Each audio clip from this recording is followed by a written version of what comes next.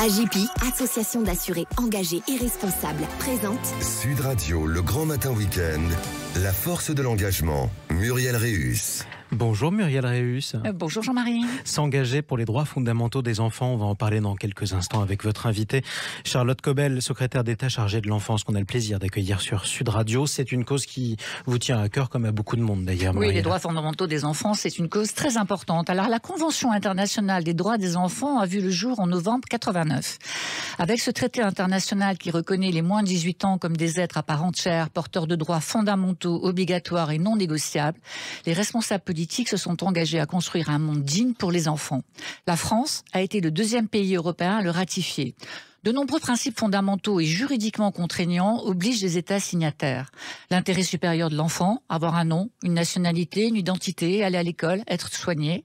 La non-discrimination, être protégé contre la violence, la maltraitance et toute forme d'abus et d'exploitation. Le droit de vivre, de ne pas faire la guerre, de ne pas la subir. Le droit d'avoir des conditions de vie décentes, d'avoir accès à la liberté d'information, d'expression, d'être entendu. Or, dans le monde, et en dépit des 197 États signataires, nous sommes encore loin du compte. Selon l'UNICEF, entre 2020 et 2030, 48 millions d'enfants, dont la moitié des nouveau-nés, mourront avant l'âge de 5 ans par manque de couverture sanitaire universelle. 650 millions de filles et de femmes actuellement en vie ont été mariées avant leurs 18 ans, et cela sera aussi le cas pour les 4 nouveaux millions de filles dans les 2 prochaines années. En 2021, près de 23 millions d'enfants ont été déplacés à l'intérieur de leur pays. 28% des victimes de traite sont des enfants et l'on estime à plus d'1 milliard le nombre d'enfants qui subissent chaque année une forme de violence. Enfin, si l'on peut mettre un fin à cette litanie de chiffres, dans les 38 pays les plus riches, moins des 4/5 des enfants déclarent être insatisfaits de leur vie. La France se place au 7e rang en ce qui concerne le bien-être et la santé mentale des enfants. Ces chiffres sont révélateurs des progrès immenses qui restent à parcourir pour ces enfants qui représentent près de 19% de la population européenne et 30% de la population mondiale. En France, on comptait en 2019 plus de 300 000 mesures de protection des mineurs, à 53% des mesures de placement, à 47% des mesures éducatives, pour des budgets avoisinant les 8 milliards d'euros. Il a fallu un documentaire choc en 2019 pour que la France, nos concitoyens, nos politiques, la Cour des comptes et le Défenseur des droits prennent pleinement conscience des dysfonctionnements de la protection de l'enfance qui concernent près de 300 000 enfants. Absence de contrôle, défaillance de gouvernance, disparité entre les territoires, manque de coordination, lenteur dans la mise en œuvre des lois et surtout maltraitance. La même année, un premier secrétariat d'État en charge de l'enfance et des familles auprès du ministre des Solidarités et de la Santé a été créé. 3 ans après, où en sommes-nous?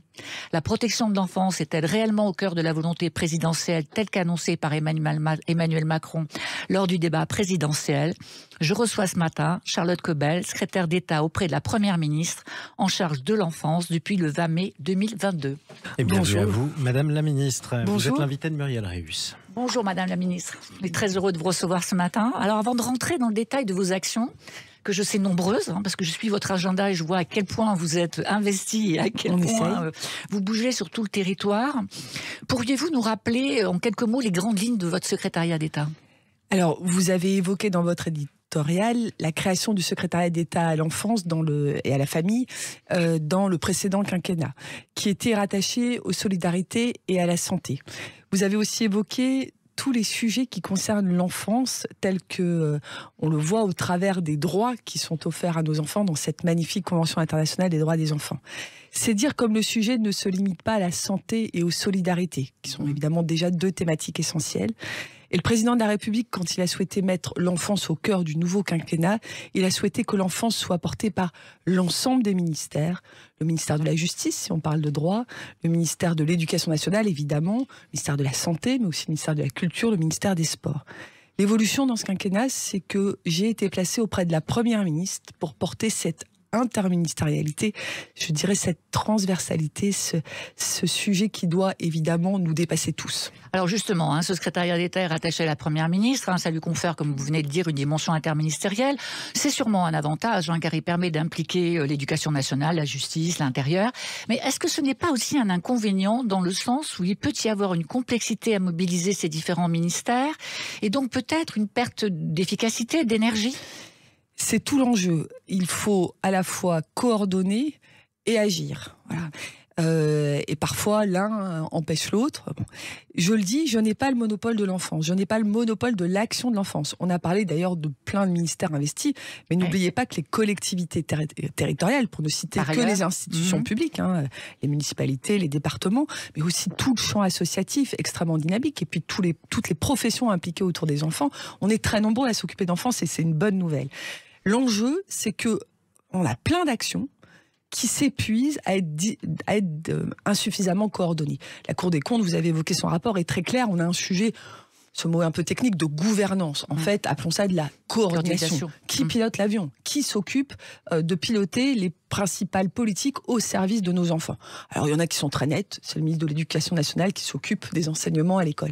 Il y a des sujets plus complexes. Vous avez évoqué la protection de l'enfance, où là, il faut que tout le monde, au niveau national, mais surtout au niveau territorial, soit autour de la même table pour prendre en compte la situation de nos enfants les plus défavorisés, les plus en complexité. Il ne faudrait pas un vrai ministère plutôt qu'un secrétariat d'État? C'est pas un peu frustrant de devoir naviguer en permanence entre ces différents, on va dire, objectifs et ces différents ministères? Je ne vous ferai évidemment pas l'injure de vous projeter sur l'organisation administrative, mais quel ministère pourrait gérer à la fois la pédiatrie, les écoles et la justice des mineurs? Il faut bien que ces ministères, pour ne citer que, la justice, la santé et évidemment tout le monde du droit, et voilà, tous ces sujets sont très spécialisés et il ne faut pas qu'ils sortent de leur spécialité.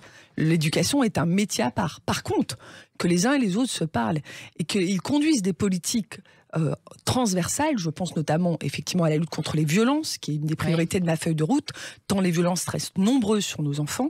Et bien cette lutte contre les violences, il nous faut des professeurs dans les écoles pour repérer les situations des enfants, il nous faut des médecins et tout un champ médical pour accompagner ces enfants, et il nous faut bien sûr la justice, la police pour établir les faits et punir les coupables. Voilà. Donc non, tous les ministères doivent se sentir concernés par l'enfance. Alors on va parler un petit peu de vous, de votre engagement personnel.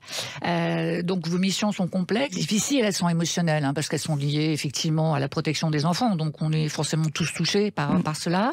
Pourquoi ce choix? Pourquoi vous dites que votre plus beau combat c'est celui d'égalité des chances? Alors, pourquoi s'être investi sur ce territoire? Alors, j'ai la chance d'être née dans une famille sans difficulté, une famille assez nombreuse, où effectivement accompagner les enfants, voir naître des enfants, les accompagner et les faire grandir était quelque chose d'assez naturel. Et j'ai un père médecin de campagne qui s'est occupé de beaucoup plus d'enfants que de sa propre famille. Et j'ai une mère qui était professeure dans un collège et qui a été engagée dans une équipe municipale. Donc un engagement public, beaucoup au service des familles et de l'enfance. C'est là-dedans que j'ai grandi. De sorte que même si ma famille était plutôt scientifique, j'ai eu l'idée d'être juge des enfants, assez classique quand on rejoint la magistrature. C'est pour ça que j'ai préparé mes études pour être magistrate.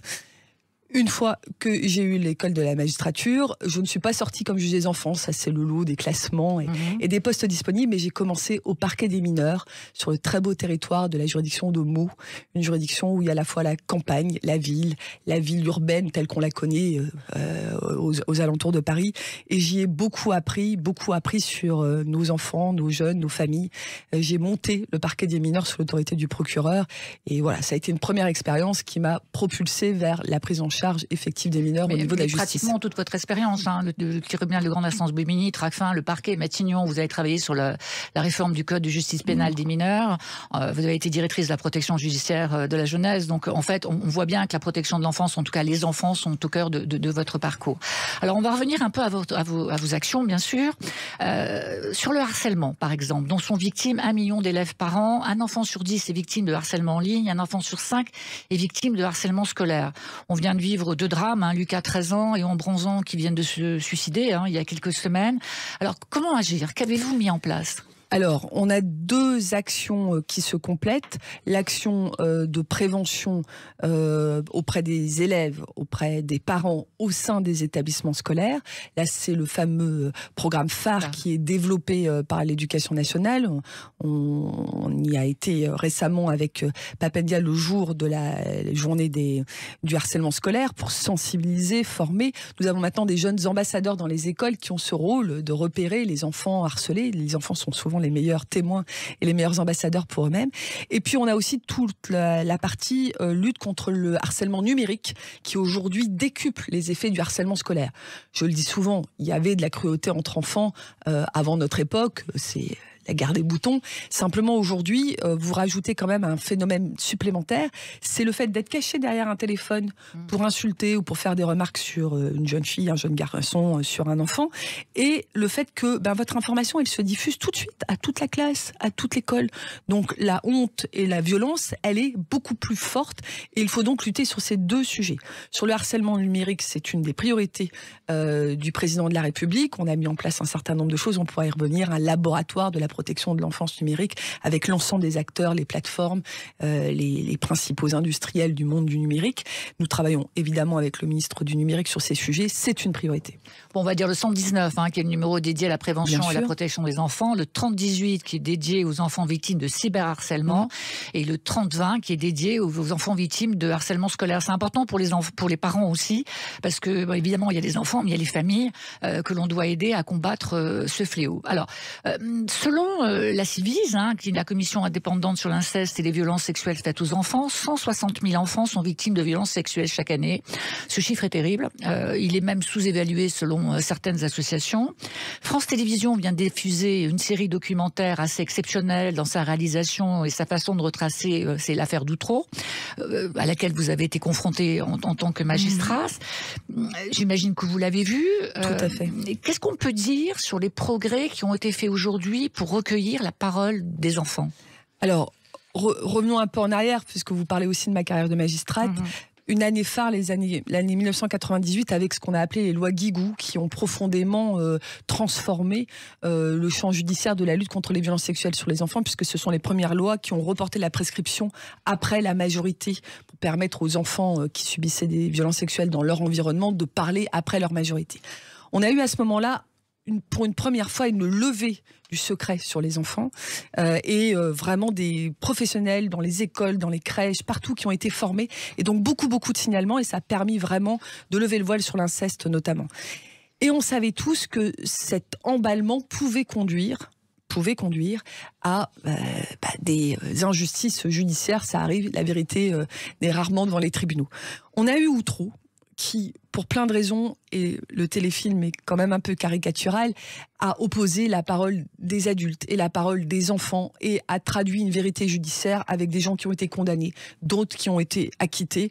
Et ça a été une catastrophe judiciaire pour plein de raisons. Il y a quand même eu un suicide en prison, mais aussi parce que derrière, l'ensemble de la chaîne, police, gendarmerie et justice qui s'était mobilisée pour écouter la parole de l'enfant, s'est trouvé sidéré face à cette catastrophe judiciaire.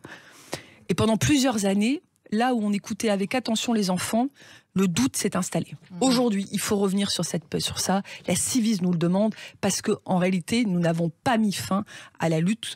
Enfin, nous n'avons pas mis fin aux violences faites sur les enfants et aux violences sexuelles. Il faut aujourd'hui reprendre toute notre attention sur ça. Nous avons aujourd'hui créé des unités d'accueil pédiatrique qui sont tout à fait adaptées à la recueil de la parole de l'enfant. On peut en parler. Alors, le temps passe très vite, mais je ne voudrais pas terminer cette conversation avec vous sans parler de l'ASE, l'aide sociale à l'enfance, qui est sous le feu des projecteurs depuis longtemps. 340 000 mineurs font l'objet d'une mesure de protection judiciaire ou administrative. La moitié de ces enfants sont placés en famille d'accueil, et de nombreuses études et documentaires ont pointé de graves dysfonctionnements. Je sais que vous êtes très concerné par ces situations. Pouvez-vous nous dire où nous en sommes, notamment avec des départements qui sont en première ligne sur cette question? Alors, on est vraiment très clairement dans la situation où on met beaucoup, les départements, l'État aussi, de nouveau la pédiatrie, l'école, etc., mettent beaucoup de moyens au service de ces enfants, mais où ces moyens se diluent et ne sont pas nécessairement à la hauteur des enjeux. Oui, aujourd'hui, la protection de l'enfance n'a pas résolu toutes ces difficultés. D'abord, la crise sanitaire a accru, 30%, a accru à la fois les placements, a accru les difficultés des équipes. Ce sont des métiers maintenant compliqués. Okay. Les enfants qui arrivent, tous les éducateurs vous le diront, sont beaucoup plus compliqués. Ils ont des parcours très chaotiques. Donc effectivement, on a un grand enjeu sur la protection de l'enfance, qui est de continuer à fédérer les énergies des départements qui sont chefs de file en la matière, mais aussi les énergies de l'État.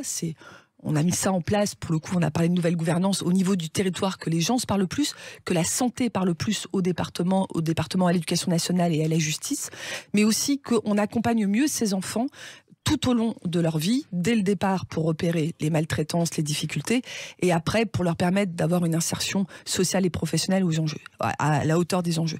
On a trop d'enfants, comme vous le savez peut-être, qui rejoignent la rue à la sortie de l'ASE. Oui, donc de 0 à 21 ans, c'est une préoccupation. Beaucoup d'acteurs y sont impliqués. Mon rôle à moi, c'est pas de faire à leur place, mais c'est de faire en sorte qu'ils travaillent mieux ensemble dans l'intérêt de ces enfants. Bon, on s'est passé beaucoup trop vite. On a beaucoup d'autres sujets à aborder. J'ai beaucoup d'autres questions à vous poser. Ça fera l'objet d'une prochaine émission. Merci, Madame la Ministre. Avec grand plaisir. Merci à vous, Charlotte Cobel. Je rappelle que vous êtes secrétaire d'État en charge de l'enfance. On peut peut-être rappeler les numéros importants, notamment Allo Enfance en danger, ceux qu'il faut composer, le 119, si vous êtes témoin d'un enfant qui pourrait être en danger au sein de sa propre famille. Par exemple, le 119, vous pouvez le contacter à tout moment. Merci à vous d'être intervenu sur Sud Radio. Merci à vous, Muriel Réus. On vous retrouve dimanche prochain pour un prochain numéro de La Force de l'Engagement. Sud Radio, le grand matin week-end, La Force de l'Engagement, Muriel Réus. Avec AGIPI, association d'assurés engagés et responsables.